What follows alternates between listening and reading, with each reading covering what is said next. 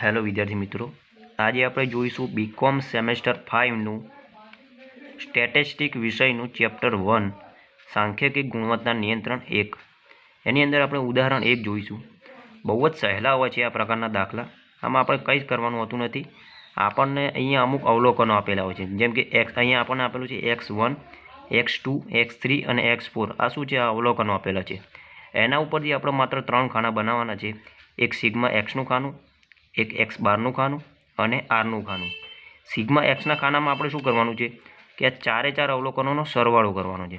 એટલે કે 230 + 238 + 242 + 250, એટલે જવાબ આવશે 960. એ આપણે અહીંયા લખી દેવાનું. એવી જ રીતે અહીંયા 220 + 230 + 218 + 242. એવી જ રીતે આ ચારે ચારનો સરવાળો કરીને અહીંયા લખી દેવાનો. એવી જ રીતે આપણે બધી જ રકમો મેળવી લેવાની છે. હવે એક્સ બારના ખાનામાં આપણે શું કરવાનું છે કે આની સરેરાશ કાઢવાની છે. એક્સ બારને મધ્યક તરીકે પણ ઓળખવામાં આવે છે. આને 960 આપણને જવાબ આવ્યો છે, એને આપણે જેટલા અવલોકનોનો સરવાળો કર્યો હોય એટલા વડે ભાગી દેવાના. અહીંયા આપણે 4 અવલોકનોનો સરવાળો કર્યો છે, એટલે 960 / 4 કરી દેવાના. એટલે જે જવાબ આવે અહીંયા લખી દેવાનો 240. પછી 910 / 4 કરીશું એટલે જવાબ મળશે 227.5. 930 / 4 કરીશું એટલે જવાબ મળશે 232.5. આવી જ રીતે આપણે બધાને 4 વડે ભાગી દેવાના છે અને એનો જવાબ અહીંયા લખી દેવાનો છે. હવે મેળવીશું આર. આરનો મતલબ થાય વિસ્તાર. વિસ્તારનો મતલબ એ થાય કે આ ચારે ચાર અવલોકનોમાં સૌથી મોટામાં મોટી સંખ્યામાંથી સૌથી નાનામાં નાની સંખ્યા બાદ કરી દેવાની. અહીંયા આપણે ચારે ચાર અવલોકનોમાં સૌથી મોટામાં મોટી સંખ્યા આપેલી છે 250. એમાંથી આપણે સૌથી નાનામાં નાની એટલે કે 230ને બાદ કરી દેવાની, એટલે જવાબ મળી જશે 20. એવી જ રીતે આને બીજીમાં જુઓ, 242માંથી 242 સૌથી મોટી સંખ્યા છે, એટલે 242માંથી સૌથી નાનામાં નાની સંખ્યા એટલે 218ને બાદ કરી દેવાના, એટલે જવાબ મળી જશે 24. ત્રીજા નંબરમાં સૌથી મોટી સંખ્યા આપણને આપેલી છે 240. એમાંથી સૌથી નાનામાં નાની સંખ્યા છે 222. આ બાદ કરી દેવાની એટલે જવાબ મળી જશે 18. આવી જ રીતે બધા જ અવલોકનોમાંથી સૌથી મોટામાં મોટી સંખ્યામાંથી સૌથી નાનામાં નાની સંખ્યા બાદ કરી દેવાની અને જે જવાબ મળે એ અહીંયા લખી દેવાનો. અને છેલ્લે આખરે આ બધાનો સરવાળો કરી દેવાનો છે, એટલે મળી જશે આપણને સિગ્મા એક્સ બાર અને સિગ્મા આર. આ પ્રકારના દાખલાઓમાં આપણે આલેખ પણ દોરવાનો હોય છે. આથી આલેખ દોરવા માટે આપણે સૌપ્રથમ એક્સ ડબલ બાર ગોતવો પડે અને આર બાર ગોતવું પડે. હવે એક્સ ડબલ બાર શું છે? તો એક્સ ડબલ બાર કંઈ નથી, આપણે જે એક્સ બાર ગોત્યો એનો સરવાળો લેવાનો અને ભાગ્યા એમ એનો મતલબ જે આપણને જે નિર્દેશ નંબરો આપેલા છે અહીંયા 15 આપેલા છે, તો એમ બરાબર 15 લઈ લેવા. આ બંનેનો ભાગાકાર કરતાં આપણને જે જવાબ મળે એને આપણે એક્સ ડબલ બાર તરીકે ઓળખીશું. પછી આર બાર ગોતવા માટે શું કરવાનું છે? આ સિગ્મા આરનો જે સરવાળો આવે છે 385, એને એમ એટલે કે 15 વડે ભાગી દેવાના છે. અહીંયા નિર્દેશ નંબર આપેલા છે આપણને 15, એના વડે ભાગી દેવાનું છે, એટલે જવાબ મળશે આપણને 25.66. આ બે વસ્તુ આપણે ગોતવી પડશે આલેખ દોરવા માટે. આલેખ દોરવા માટે આપણે 3 વસ્તુ ગોતવાની હોય છે, જે અહીંયા આપેલી છે આપણને UCL, CL અને LCL. આ 3 વસ્તુ એટલે શું? UCLનો મતલબ થાય ઉપલી લાઈન, CLનો મતલબ થાય મધ્ય રેખા અને LCLનો મતલબ થાય નીચલી રેખા. તો આ 3 આપણે ગોતવું પડશે આલેખ દોરવા માટે. તો આ 3 કેવી રીતે ગોતીશું એ આપણે અહીંયા જોઈએ. અહીંયા આપણે લખી દેવાનું છે એક્સ બાર આલેખની નિયંત્રણ સીમાઓ. તેમાં આપણે સૌથી પહેલાં ગોતીશું CL. CL એટલે બીજું કોઈ નહીં, જે તમે એક્સ ડબલ બારની જે રકમ ગોતી છે એ જ તમારે CL તરીકે લખી દેવાની છે. જેમ આપણે અહીંયા ગોતી હતી એક્સ ડબલ બાર બરાબર 239.45, એ જ અહીંયા આપણે લખી દેવાની છે CL બરાબર. હવે આપણે ગોતવાનું છે UCL. તો UCL શોધવાનું સૂત્ર છે એક્સ ડબલ બાર પ્લસ A2 ગુણ્યા આર બાર. A2 એટલે શું? A2ની સંખ્યા તમને રકમની અંદર આપી જ દીધેલી છે, અને જો ન આપેલી હોય તો આપણે એને ગોતવી પડશે. એ કેવી રીતે ગોતીશું એ આપણે આગળના વિડીયોમાં જોઈશું.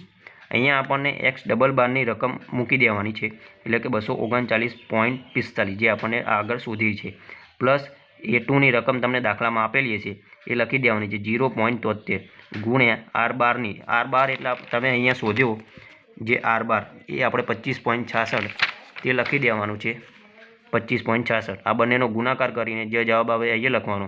એમાં 239.45 એડ કરી દો એટલે જવાબ મળી જશે 258.18. આ આપણને મળી ગઈ UCL. હવે એલસીએલ શોધવા માટે શું કરવાનું છે? ખાલી નિશાનીમાં ફેર કરવાનું છે. અહીંયા આપણે પ્લસ હતો, અહીંયા માઇનસ કરી દેવાનું છે. એટલે કે x double bar minus A2 ગુણ્યા આર બાર 239.45 જે એક્સ ડબલ બારની રકમ છે, માઇનસ 0.73 જે A2ની રકમ છે, ગુણ્યા 25.66 જે આર બારની રકમ છે. આને આપણે ગણતરી કરીશું એટલે જવાબ મળી જશે 220.72. આ મળી ગઈ આપણને એક્સ બારની નિયંત્રણ સીમાઓ. હવે આપણે શોધીશું આરના નકશાની નિયંત્રણ સીમાઓ. તેમાં પણ આપણે 3 વસ્તુ ગોતવાની છે: CL, UCL અને LCL. CL બરાબર આર બારની જે સંખ્યા આપણે ગોતી છે તે જ CL બરાબર બની જશે 25.66.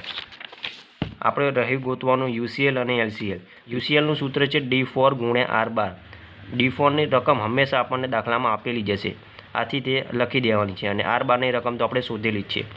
2.28 ગુણ્યા 25.66 કરતાં આપણને જવાબ મળશે 58.50 જે UCLની રકમ બરાબર થઈ જશે. તેવી જ રીતે LCL ગોતી દેવાનું છે. LCLનું સૂત્ર છે D3 ગુણ્યા આર બાર. D3ની રકમ પણ હંમેશા દાખલામાં આપેલી જ હશે, તે આપણે અહીંયા લખી દેવાની છે. અને આર બારની રકમ અહીંયા આપણે 25.66 ગોતેલી છે. આ બંનેનો ગુણાકાર કરતાં જવાબ આપણને 0 મળશે. આ રીતે આપણે CL, UCL અને LCL શોધી દેવાના છે. હવે આપણે જોઈશું કે આલેખ કેવી રીતે દોરાય. આલેખ દોરવા માટે આપણે હમણાં જ અહીંયા 3 રકમો શોધી છે: CL, UCL અને LCL. આ ત્રણેય રકમોને આપણે આલેખની ઉપર દર્શાવવાની હોય છે. આલેખમાં આડી ધરી ઉપર નિદર્શ નંબરો દર્શાવવાના. જે આરઆઈ નિદર્શ નંબરો આપણે આડી ધરી ઉપર દર્શાવવાના અને ઊભી ધરી ઉપર આપણે એક્સ બારની જે રકમો છે તે દર્શાવવાની રહેશે. હવે CL બરાબર જે આવ્યું છે એને મધ્ય રેખા કહેવાય, એટલે તે હંમેશા મધ્યમાં આવશે. CL બરાબર આપણે જે રકમ મેળવી છે તે છે 239.45. આથી તેને અહીંયા 239.45માં તે દર્શાવી દેવાની છે. આડી લાઈન દોરી દેવાની છે. પછી આપણે UCL દર્શાવવા માટે UCLની જે રકમ ગોતી છે 258.18, તેને આપણે અહીંયા 258.18 તે આપણે લાઈન દોરી દેવાની છે. પછી LCL માટે આપણે જે રકમ ગોતી છે 220.72 તે આપણે અહીંયા દર્શાવી દેવાની છે 220.72. આ 3 લાઈનો દર્શાવ્યા બાદ તેનું નામ આપી દેવાનું છે UCL, CL અને LCL. ત્યારબાદ આ જે મેં દોર્યું છે એ કેવી રીતે દોર્યું છે તે જોઈએ. આપણે જે એક્સ બારની જેટલી પણ રકમો આપેલી છે ને તેને આપણે આલેખ પર દર્શાવી દેવાની છે. 240, 227.5, 232.5 આ બધી જ રકમોને આપણે અહીંયા આલેખ પર દર્શાવી દેવાની છે. 240, 227.5 એવી જ રીતે આ રીતે બધી દર્શાવી દેવાની છે. એટલે આપણો આલેખ થઈ જશે રેડી. હવે આપણે આરનો આલેખ દોરવા માટે પણ આપણે 3 UCL, LCL અને CL ગોતેલા છે તે પણ આપણે આલેખ પર દર્શાવી દેવાના છે. CL બરાબર 25.66 છે તે આપણે અહીંયા દર્શાવી દેવાના છે આલેખ પર. CL બરાબર 25.66. પછી UCL બરાબર 58.50 છે તે પણ આપણે અહીંયા દર્શાવી દેવાના છે. અને LCL બરાબર આપણને 0 મળેલ છે. LCL બરાબર આપણને 0 મળેલ છે, આથી તે 0 પર દર્શાવવાના છે. અહીંયા આપણે લખી દેવાનું છે LCL, કેમ કે આ 0 ઉપર જ આપેલું છે, તેથી આપણે LCL અહીંયા લખી દેવાનું છે. અને ત્યારબાદ આ જે રકમો છે તે આપણે અહીંયા આર બારના ખાનામાં જે આપણે રકમો શોધી છે, આર બારના ખાનામાં જે આપણે શોધી છે તે બધી જ રકમો અહીંયા આપણે દર્શાવી દેવાની છે. આ રીતે આપણે દાખલો ગણી શકીએ છીએ અને આલેખ પણ દોરી શકીએ છીએ. Thank you.